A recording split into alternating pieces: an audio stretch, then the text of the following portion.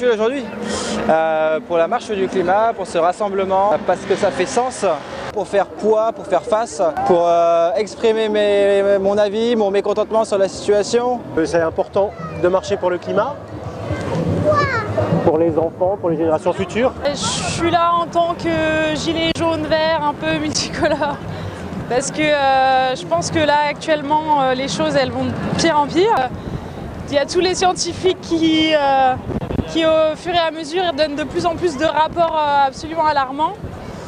Personne n'écoute quoi. Ça fait très longtemps que je marche pour la planète et le climat et les questions écologiques en général.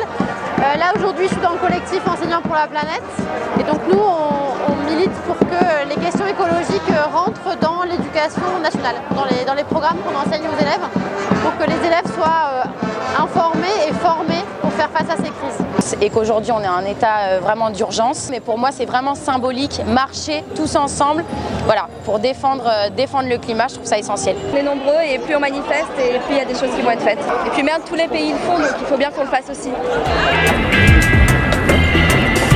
J'attends vraiment qu'il y ait une prise de conscience vis-à-vis des politiques, qui nous voient, qu'on puisse s'exprimer et que ça puisse faire naître quelque chose en effet. Si on est vraiment très nombreux, même s'ils font un peu ce qu'ils veulent, ils dépendent aussi de nous quoi.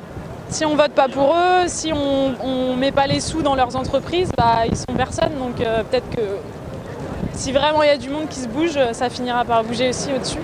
On peut réunir nos forces sur ce sujet, qu'on est nombreux et qu'on peut quand même faire bouger les choses. L'affaire du siècle, c'est aussi attaquer quelque part le gouvernement en justice pour lui faire part de notre révolte par rapport à son inaction actuelle en fait. Donc là, le fait de refaire la marche, c'est aussi le fait de réinviter encore une fois le gouvernement à prendre ses responsabilités par rapport au climat aujourd'hui. Il faut vraiment mettre en place des choses pour que ça change. Ils ont promis plein de choses, mais ils font rien pour mettre des règlements climatiques. Et pour que les jeunes fassent un peu plus attention à ça.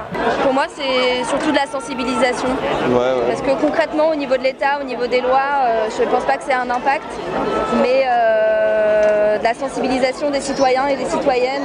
J'espère que ceux qui ont le pouvoir de prendre des décisions vont en prendre, parce que c'est urgent, mais je crois aussi qu'il faut que ce soit le signal pour chacun qu'il ne faut pas attendre les décisions, il faut faire chacun à notre échelle, et quand on fait collectivement, on peut changer les choses.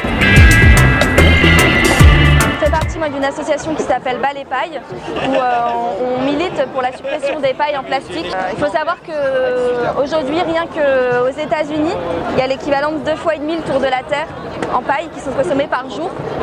Et toutes ces pailles finissent dans les océans.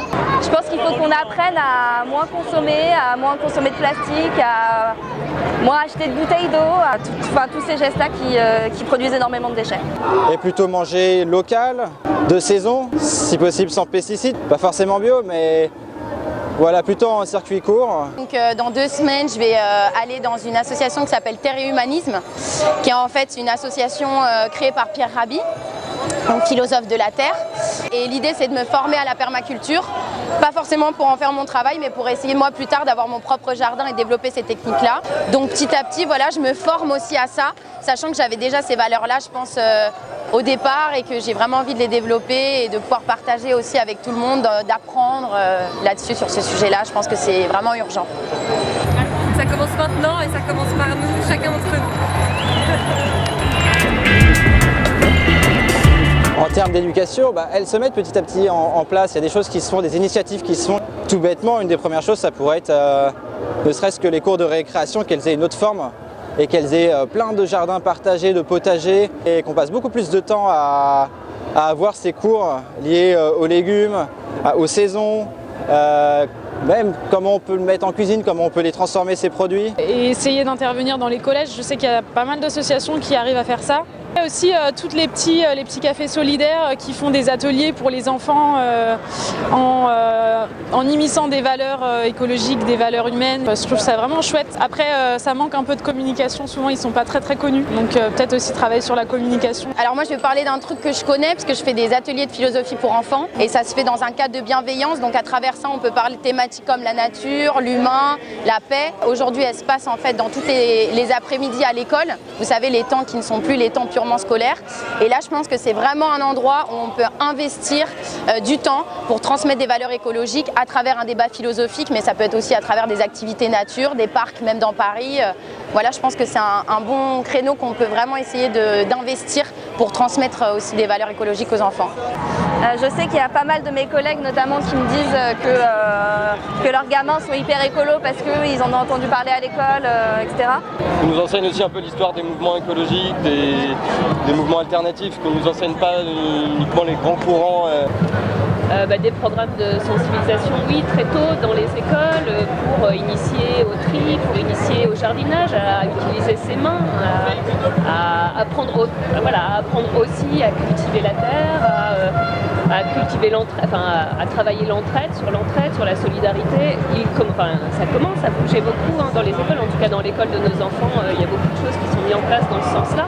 En fait, la terre est primordiale pour l'homme, tout ce qui est contact avec la nature. Finalement, la vie dans une grande ville comme ça, on perd un peu le contact avec la nature. Et c'est vrai que l'idée de jardin, de ville, ça peut être vraiment bien pour que les enfants apprennent finalement cette activité d'enfant, semer, malaxer la terre, pour faire un truc. Je pense qu'il devrait y avoir des interventions pour nous faire réaliser ce que c'est notre futur et que faut prendre les choses en main et des projets aussi avec l'école. Il y a souvent des interventions, mais on n'a jamais d'intervention à propos du climat. Ah, pas du tout, on n'en parle pas du tout. Parce que des fois, il y a des... Ouais, on SVT même pas, on parle pas de ça. Il y a peut-être une pancarte dans tout le collège où il y a une planète, sauver la planète, mais rien de plus.